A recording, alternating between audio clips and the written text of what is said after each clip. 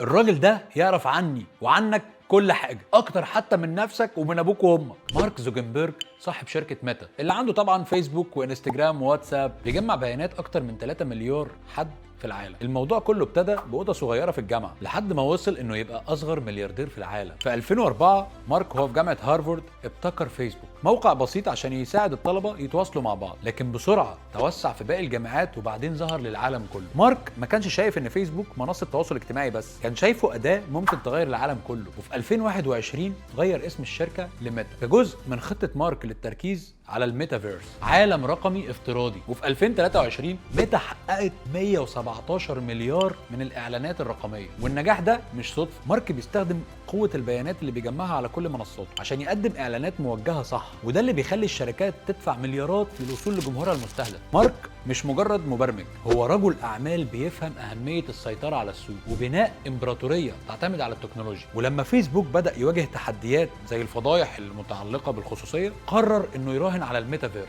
ويستثمر مليارات لبناء مستقبل رقمي جديد. السؤال بقى ليك، لو كنت مكان مارك كنت هتستغل قوه البيانات اللي عندك ازاي؟ قول لي في كومنت، وما تنساش تعمل فولو ولايك.